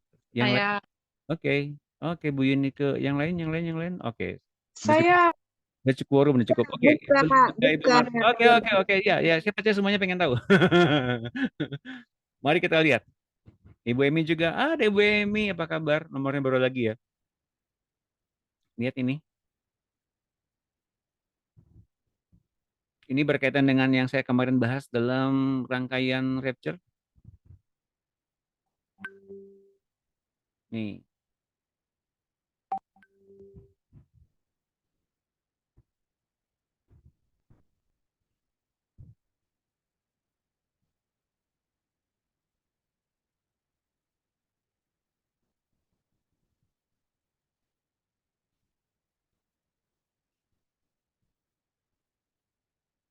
Oke. Yeremia 9 ayat 12. Saya bacakan buat teman-teman. Siapakah orang yang begitu bijaksana sehingga ia dapat mengerti hal ini? Orang yang telah menerima firman dari mulut Tuhan, supaya ia dapat memberitahukannya. Saya kasih tahu ya, orang yang mendekat kepada Tuhan dengan sungguh-sungguh, Tuhan akan memberikan dia isi hatinya. Katakan amin. Amin. Tapi dia bilang ini, siapakah orang yang begitu bijaksana sehingga ia dapat mengerti hal ini? Orang yang telah menerima firman dari mulut Tuhan, supaya ia dapat memberitahukannya. Dan kita jadi penyambung lidah Tuhan kepada banyak orang. Apakah sebabnya negeri ini binasa, tandus seperti padang gurun sampai tidak ada orang yang melintasinya? Berfirmanlah Tuhan. Oleh karena mereka meninggalkan Tauratku yang telah kuserahkan kepada mereka, dan oleh karena mereka tidak mendengarkan suaraku dan tidak mengikutinya, melainkan mengikuti kedegilan hatinya dan mengikuti para Baal seperti yang diajarkan kepada mereka oleh nenek moyang mereka. Sebab beginilah firman Tuhan semesta alam. Sebab itu beginilah firman Tuhan semesta alam, Allah Israel. Sesungguhnya aku akan memberi bangsa ini makan ipuh dan minum racun. Aku akan menyerahkan mereka ke antara bangsa-bangsa yang tidak dikenal oleh mereka atau nenek moyang mereka. Dan aku akan melepas pedang mengejar sampai aku membinasakan mereka. Itu ayat yang pertama. Ayat yang kedua. Negeri telah penuh dengan orang-orang berzina. Sungguh, oleh karena kutuk ini, gersanglah negeri. Dan layulah padang rumput di gurun. Apa yang dikejar mereka adalah kejahatan. Dan kekuatan mereka adalah ketidakadilan. Sungguh baik nabi maupun imam. Sungguh baik nabi maupun imam berlaku fasik. Lihat nih teman-teman. Di rumahku pun juga aku mendapati kejahatan mereka. Demikianlah firman Tuhan. Nabi dan imam berlaku fasik. Sebab itu jalan mereka akan seperti jalan-jalan yang licin bagi mereka. Dalam gelap mereka akan tersandung dan akan jatuh di sana. Sebab aku akan mendatangkan malapetaka atas mereka dalam tahun waktu mereka dihukum. Demikianlah firman Tuhan. Di kalangan para nabi Samaria, aku melihat ada yang kurang pantas. Mereka berbuat demi Baal, dan menyesatkan umatku Israel. Tapi di kalangan para nabi Yerusalem, aku melihat ada yang mengerikan. Apa mengerikannya? Mereka berzina dan berkelakuan tidak jujur. Lihat ini, mereka menguatkan hati orang-orang berbuat jahat sehingga tidak ada seorang pun yang bertobat dari kejahatannya. Semuanya mereka telah menjadi seperti Sodom bagiku dan penduduknya seperti Gomora. Sebab itu begini firman Tuhan semesta alam mengenai para nabi itu. Sesungguhnya aku akan memberi mereka makan ibuh dan minum racun. Sebab dari para nabi Yerusalem telah meluas kefasikan ke seluruh negeri. Beginilah firman Tuhan semesta alam. Janganlah dengarkan perkataan para nabi yang berbuat kepada kamu. Mereka hanya memberi harapan sia-sia kepadamu dan hanya mengungkapkan penglihatan rekaan hatinya sendiri, bukan apa yang datang dari mulut Tuhan. Mereka selalu berkata kepada orang-orang yang menista firman Tuhan, kamu akan selamat, dan kepada setiap orang yang mengikuti kedegilan hatinya, mereka berkata, malapetaka tidak akan menimpa kamu. Ayat 18. Siapakah yang hadir dalam dewan musyawarah Tuhan sehingga ia memperhatikan dan mendengar firman-Nya? Siapakah yang memperhatikan firman-Nya dan mendengarnya? Lihatlah angin badai Tuhan, yakni kehangatan murka telah keluar menyambar, angin puting beliung dan turun menimpa kepala orang-orang fasik. Murka Tuhan tidak akan surut sampai ia telah melaksanakan dan mewujudkan apa yang dirancangnya dalam hatinya. Pada hari-hari terakhir, yang terakhir, kamu akan benar-benar mengerti hal itu.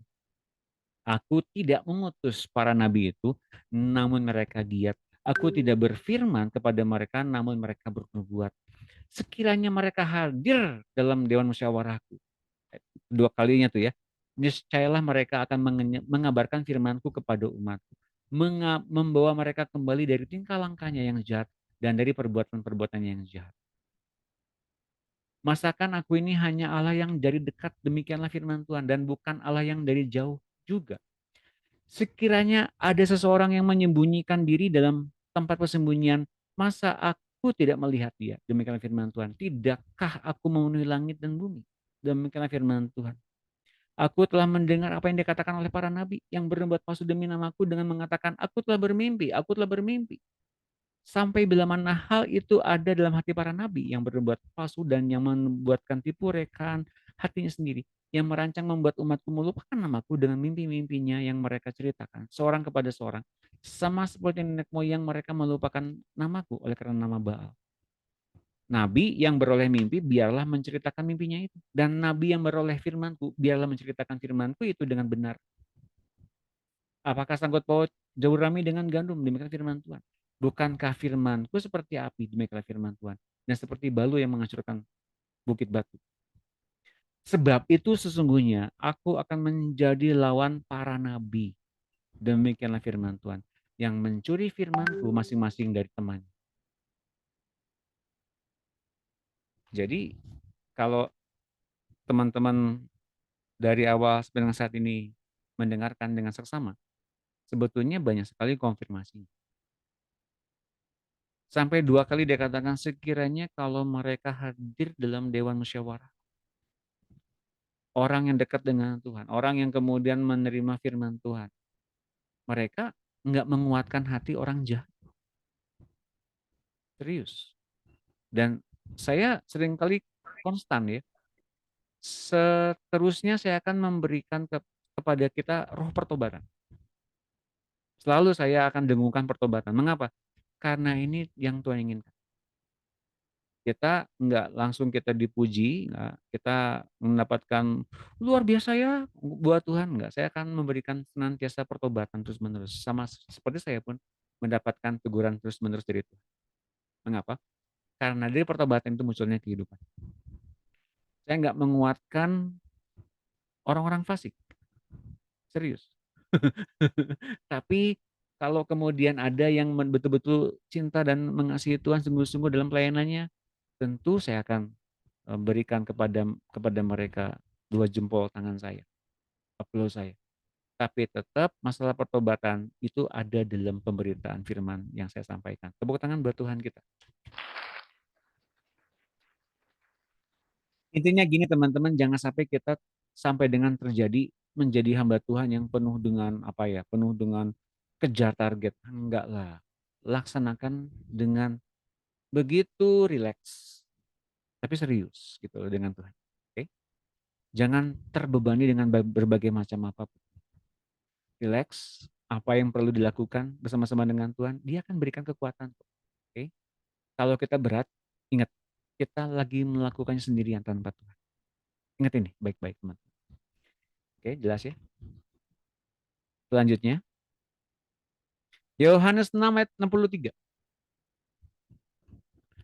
Saya minta, ini Ibu Ketua Kelas nggak ada nih. Oke, nggak apa-apa. Kalau nggak ada, Ibu Yohana ada? Ada Pak Doni. Oke, silakan. Terima kasih. Yohanes 6 ayat 63, rohlah yang memberi hidup, daging sama sekali tidak berguna, perkataan-perkataan yang kukatakan kepadamu adalah roh dan hidup. Ya, mendengar perkataan Tuhan Yesus atau Roh Kudus, makasih Bu Yohana. Allah Bapa setiap hari berdialog atau chatting akan membuat Anda cepat mengerti banyak-banyak kebenaran yang membuat Anda merdeka semakin lama semakin bebas dari keterbatasan manusiawi Anda. Memasuki fase keilahian Tuhan Yesus. Inilah dunia roh ya. Hidupmu juga bertambah-tambah melimpah sehingga ada selalu ekstra untuk disalurkan kepada orang lain yang sudah hampir habis baterainya atau bahkan menghidupkan kembali yang sudah mati.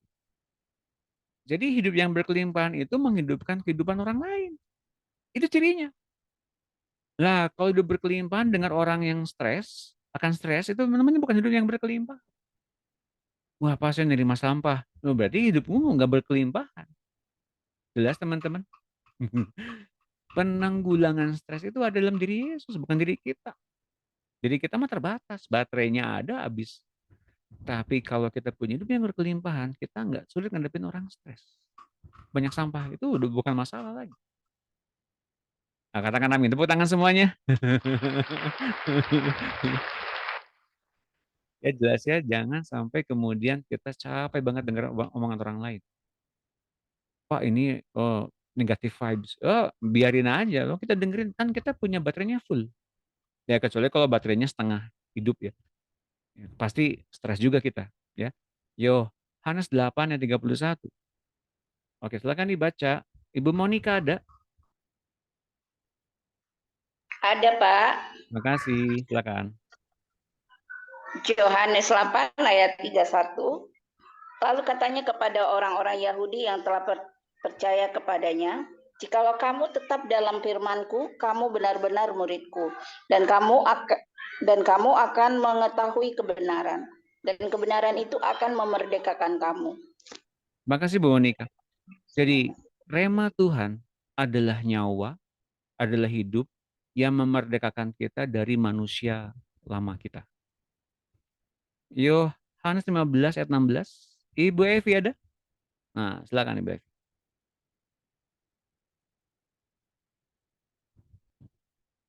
Ibu Evi, apakah ada? Oke, mungkin belum terdengar. Ibu Emi? Ada, Ya, Pak. terima kasih. Yohanes 8. 15. Yohanes 15 ayat 16. Bukan kamu yang memilih aku, tetapi akulah yang memilih kamu. Aku telah menetapkan kamu supaya kamu pergi dan menghasilkan buah, dan buahmu itu tetap. Supaya apa yang kamu minta kepada Bapa dalam namaku diberikannya kepadamu. Terima kasih Bu Emi. Ya. Berbuah lebat ternyata tidak hanya dengan tubuh jasmani Anda yang terbatas itu saja, tapi juga kehadiran ketujuh roh Allah yang ada dalam Anda itu di mana-mana. Sementara Anda tidur sekalipun, mereka, ketujuh roh Allah itu melakukan pelayanan di dalam roh juga di berbagai tempat yang jauh sekalipun. Tujuh roh Allah dalam diri kita apa? Iya, tujuh roh Allah yang dalam diri kita. Tanpa kitanya sadar sekalipun ternyata itu bisa dilakukan. Ya. Yohanes 10 ayat 10. Silakan dibaca. Ada Ibu Lani? Ibu Lani apa Ada, kabar? Pak. Ya selalu, semangat. Sehat, puji Tuhan, Pak. Ya. Yohanes 10 ayat 10. Pencuri datang hanya untuk mencuri dan membunuh dan membinasakan. Aku datang supaya mereka mempunyai hidup dan mempunyainya dengan berlimpah-limpah. Terima kasih Bu Lani, sehat selalu ya. Sehat, amin. Puji Tuhan, Bapak. Saya mau nanya sama Bapak Ibu sekalian, siapakah lawannya Allah? Banyak orang bilang setan. Apakah benar? Siapakah lawan Allah? Diri kita sendiri. Loh, masa diri kita sendiri? Jadi kita bermusuh dengan Allah. Gimana tuh? Siapakah musuh Allah? Kedagingan kita. Kedagingan kita. Oke. Sementara boleh lah. Saya katakan gini ya, mengapa banyak orang bilang, ya kan musuh Allah kan iblis. Iblis itu adalah creature ya, makhluk ciptaan Allah. Jadi masa makhluk ciptaan Allah adalah musuh Allah sendiri? Enggak lah. Enggak seperti itu. Itu memang oposisinya. Ya, tapi bukan langsung lawan Allah. Lawannya iblis itu Tuhan Yesus sebetulnya. Jadi ketika Yesus tampil di padang gurun itu yang pertama kali mencoba Yesus kan si iblis. Tuh. Jadi sebetulnya lawannya Allah itu siapa? Dunia. Nah, tepuk tangan buat Ibu Ari. Banyak orang nggak ngerti lawannya Allah itu adalah kerajaan dunia. Karena mereka membuat ide tentang Allah. dalam bentuk berhala.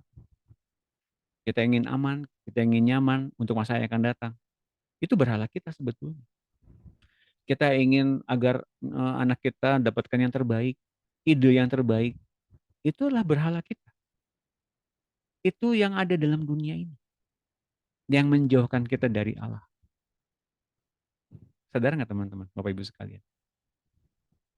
Lawannya, bukan lawannya, Roh Kudus berupaya untuk kita dilepaskan dari apa? Dari kedagingan. Jadi masing-masing keluarga Allah mempunyai tugasnya dan perannya masing-masing. Bapa menghilangkan kita dari hal yang duniawi. Tuhan Yesus mengalahkan perbuatan-perbuatan si iblis. Dan Roh Kudus menanggalkan kedagingan sepenuhnya. Kalau kita mengenal ketiga pribadi dan peran Allah ini, maka akan terwujud kesempurnaan Elohim dalam diri kita. Semuanya.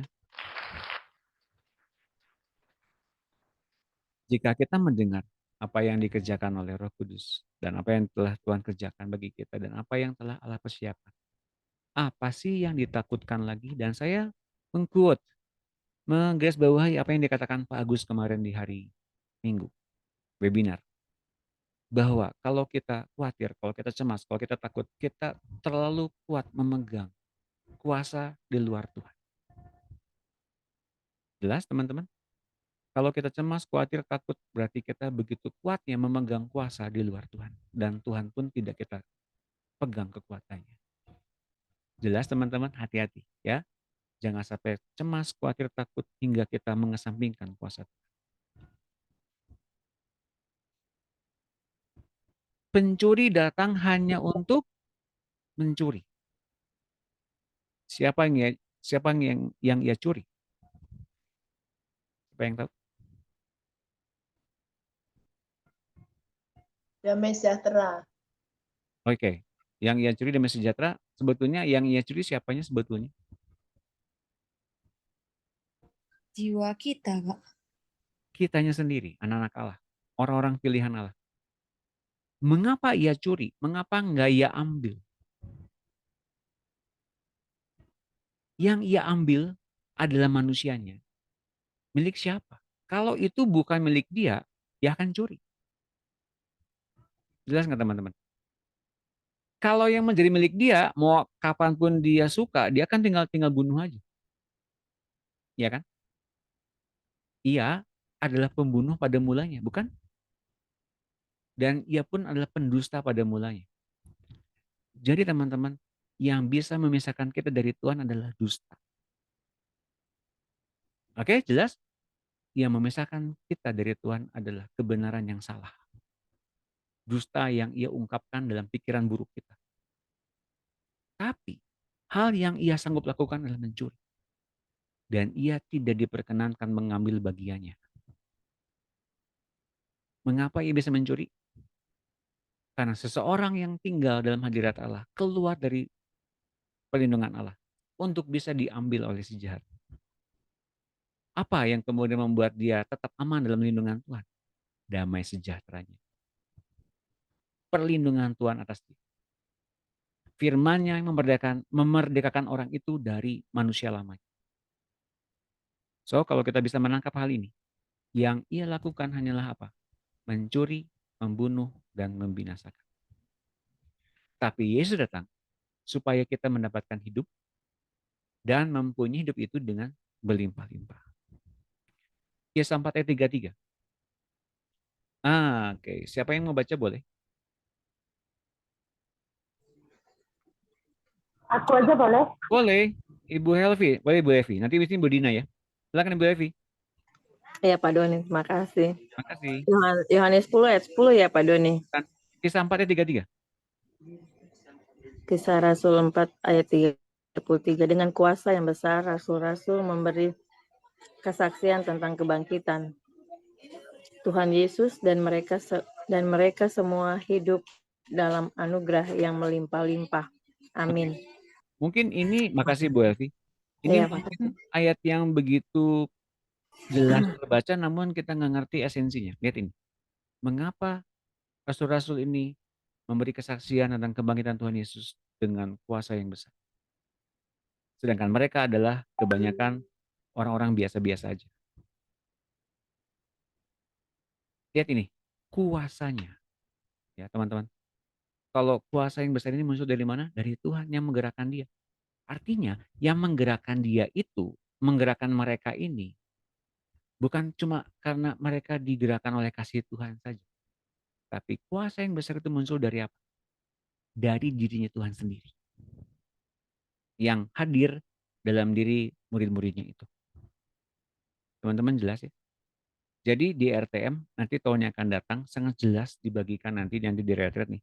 Bahwa kita mempunyai kuasa itu selama ada Tuhan Yesusnya yang penuh dalam diri kita. Bukan kitanya lagi yang berkuasa, bukan kitanya lagi berurapan, tapi menjelaskan soal siapa Yesus yang penuh dalam diri kita. Maka hadirilah Retnas nanti bulan November di akhir bulan. Tepuk tangan semuanya, semangat buat Retnas. Yeay. Oke teman-teman. Nah, Roma 5 ayat 17. Silakan dibaca oleh Bu Dina. Silakan. Oke Pak. Ya, terima kasih. Roma 5 ayat 17. Betul. Sebab karena pelanggaran satu orang maut telah berkuasa melalui satu orang itu, maka terlebih-lebih mereka yang telah menerima kelimpahan anugerah dan karunia kebenaran akan hidup dan berkuasa karena satu orang itu, yaitu Yesus Kristus. Amin. Sulit mana teman-teman? Makasih Bu Dina. Sulit mana? Kita nggak berbuat dosa atau kita berbuat baik? Sulit mana?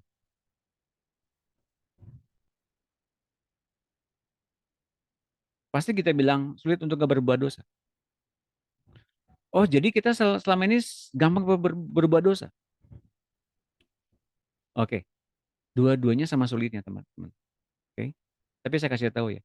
Kalau kita fokusnya untuk nggak berbuat dosa, kalau kita fokusnya jadi orang baik, kalau kita fokusnya jadi orang sempurna, dijamin pasti gagal. Mengapa? Karena kita pakai hidup kita sendiri. Tapi kalau kita pakai hidupnya Yesus yang bekerja penuh lewat pikiran kita, lewat perasaan kita, lewat batin kita, lewat karakter kita, maka kita akan merasakan mulai kita dituntun untuk kita berpikir dengan caranya Tuhan. Yang kita lakukan, jangan banyak berpikir dulu, jangan banyak ngomong dulu. Apa yang sedang Tuhan ajarkan kepada kita? Langsung di hati kita, Tuhan apa yang kau mau? Sangat mudah, sangat gampang dilakukan, namun perlu ketulusan hati untuk melakukannya. Oke? Apa yang kau mau tentang hal ini Roh Kudus? Biasakan seperti itu, maka aliran kehidupannya mengalir. Dan oleh karena kehidupan itu mengalir, yang terjadi apa? Maka terlebih-lebih mereka yang telah menerima kelimpahan anugerah dan karunia kebenaran akan hidup dan berkuasa karena satu orang itu, yaitu Yesus Kristus, yang memerintah dengan damai sejahteranya, yang kemudian memerintah dengan kebenarannya, yang memerintah dengan hidupnya yang berlimpah-limpah, maka kita akan sulit dideteksi untuk kita berbuat dosa sekalipun. Dosa itu mengintip karena kita ingin sesuatu hal di luar Tuhan. Jelas ya teman-teman? Dosa itu mengintip jika kita menginginkan hal yang di luar Tuhan. Apapun itu, meskipun tampaknya baik sekalipun. Tapi ketika kita menginginkan hal-hal yang Tuhan inginkan, kita dibebaskan dari perbuat dosa. Tepuk tangan semuanya. So, berpikirlah begitu rupa sampai dengan pikiran Kristus terbentuk dalam diri kita. Apa saja yang diinginkan. Maka takkanlah bertanya, kalau ada pilihan-pilihan yang perlu kita ambil. Tuhan apa yang kau mau? Apa yang kau pilihkan buat aku? Kalau kita punya waktu luang, Tuhan ajari aku tentang air ini. Kalau kita punya banyak hal-hal yang perlu dikerjakan, Tuhan ajari aku apakah yang jadi kerinduan. Kalau kita banyak hal yang perlu dikerjakan dalam hari itu bersama-sama dengan Tuhan. Lagi nggak kerja, lagi di rumah istirahat, lagi weekend. Worship dia sepuasnya. Ya, pandang dia sebagai sahabat. Maka kemudian dia akan berikan kepada kita bagian terbaik sebagai sahabat-sahabat. Tepuk tangan semuanya. gampang kan semuanya. Jadi jangan sampai kejar target, kejar tayang, kejar sana, kejar sini, pelayanan sana, pelayanan. Mesti pelayanan, mesti aduh stop dulu, berlindung atau duduk di kakinya Tuhan. Lakukan bagian kita bersama-sama dengan Tuhan. Dengarkan apa yang dia bicara, apa yang dia inginkan. Oke? Oke, sampai di sini teman-teman. Adakah ini terusannya? Habis. Berikutnya 7 roh Allah. Oke. Ada pertanyaan kah? Satu orang? Satu orang saja. Karena habis ini saya mau pergi ke satu tempat. Remi, ya, boleh. Oke. Apa perbedaannya antara dunia dan juga iblis? Dunia itu sistemnya. Iblis penguasanya. Cara kerjanya, cara pikirnya, cara operasinya, cara kemudian karakternya. Meskipun tampaknya baik, dibungkus sekalipun oleh aktivitas rohani, tapi kalau itu dari dunia, itu melawan Allah. Nangkep nggak Bu Eni? Iya, jelas. Yes. Jadi ada penguasanya, ada sistemnya. Ya, kalau iblis menjalankan sistem dari siapa dong kalau gitu? Saya kasih tahu ya, maut. Iblis dikuasai maut.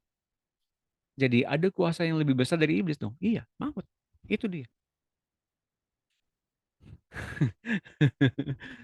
Ada yang lebih besar lagi dari maut, Pak? Ada. Apa? Allah menaklukkan segala sesuatu di dalam kesia-siaan. Dan Allah yang menghukum maut sekalipun dengan kematian. Kematian yang kedua, maut akan dibinasakan oleh Allah. Jelas teman-teman? Jadi Allah kita ini adalah Allah yang betul-betul apa? Nggak ada tandingannya, no rival.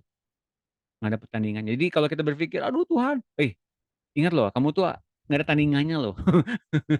Aduh ini gimana? Bos, dengan banyak bicara, diam, dengerin aku ngomong. Pasti dia bilangnya gitu. Stop apa yang kita takutkan terjadi. Karena ucapan kita bisa mengandung maut. Jelas? Oke, makasih. Terima kasih semuanya teman-teman, Tuhan berkati. Tepuk tangan semuanya. Seperti apa yang saya bilang, saya mesti cepat-cepat segera beranjak dari rumah ini karena ada yang mesti saya kerjakan. Pak Doni minta tolong mundur dikit catatannya tadi yang ada Saya mundur nih. penyakit. Oke. Tampilan tadi loh Pak yang ada orang sakit itu karena apa tadi? Saya ketinggalan di bagian itu. Baterainya jadi lemah ya? Baterainya Iya, lemah. yang itu tadi. Yang orang sakit karena apa? Itu tadi. Nih. Iya, bentar Pak. Saya screen dulu. Screenshot. Pak Doni tadi katanya jam 6 mau bagikan tentang akhir zaman. Loh itu tadi udah saya bagikan. Dari pertama tadi. Itu masuk akhir zaman. Iya, itu akhir zaman. Ini udah akhir zaman. Iya, Pak. Iya. Itu udah akhir Iya zaman. Pak Doni sudah. Terima kasih. Oke, terima kasih teman-teman atas pengertiannya. Kalau ada pertanyaan saya akan bahas di hari Sabtu nanti karena saya akan segera pergi untuk mengurus sesuatu. Mohon maaf. Ya, mohon maaf atas ini dan terima kasih atas pengertiannya. Yuk kita doa dulu.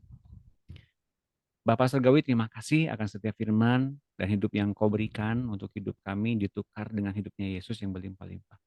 Maka Bapak sekarang bertahtalah, berkuasalah sebagai pengusaha dalam diri kami, sebagai Bapak yang mengupayakan berbuah lebatnya kami dalam pandangan-Mu, dan kami pasti berbuah lebat karena kami punya Allah yang berbuah lebat juga bersama-sama dengan kami. Ada Allah yang mengupayakan segala sesuatu bersama-sama dengan kami, melebihi dari apa yang kami bisa dan kami pikirkan. Dan ada juga Tuhan Yesus yang membuat kami mempunyai minat, mempunyai suatu kemampuan, upaya, bahkan kuasa yang dahsyat untuk kami berbuah lebat bersama-sama dengan keluarga Elohim. Terima kasih Bapak, terima kasih Tuhan Yesus, terima kasih Roh Kudus akan setiap firman yang kami terima. Ini menambah nyawa kami sekarang. Dan kami sekarang deklarasikan nyawa kami bertambah, hidup kami bertambah berlimpah-limpah. Dan kami menjadi anak-anak Allah yang penuh dengan kuasa, penuh dengan kemenangan bersama-sama dengan seluruh anak-anak Allah yang lain, di tempat-tempat yang lain juga. Maka Bapak persilakan, berkata-kata terus, berikan pada kami hikmat. pengertian, bahkan pewahyuan. Untuk kami terus-menerus sampai dengan pada akhirnya kami mengalahkan maut bersama-sama dengan Tuhan Yesus. Kami tutup pada sore hari ini pemuridan dan berkat melimpah anak-anakku yang hadir pada saat ini dengan berlimpah-limpah karunia dan damai sejahtera dan pengharapan yang dikerjakan oleh Roh Kudus dalam hati kami semua. Di dalam nama Tuhan Yesus kami bersyukur. Haleluya. Amin. Sebelum berpisah, mari kita berfoto bersama lagi. Satu kali lagi. 1, 2, oke. 1, 2, oke. Silakan Ibu Evi, Bu Emi, Bu Lani, Ibu Yohana, Ibu Ari, Bu Itun. 1, Bu Enda, apa kabar? Terima kasih sudah datang. 1, 2, 3. Satu lagi, tanpa mikrofon. 1, 2, 3. Terima kasih teman-teman. Tuhan berkati semuanya. Sampai jumpa hari Sabtu. Terima kasih, Pak. Terima kasih, Pak. Tuhan berkati. Tuhan berkati. Tuhan Semangat berkati. selalu, semangat Bye-bye. selalu, semangat selalu, semangat selalu. Tuhan berkati. Tambah nyawa semakin sehat. Amin. Makin diberkati. Amin. Puji Terima Tuhan. kasih, keren. Terima kasih Terima semuanya. kasih, Pak. Keren sekali. Tuhan berkati.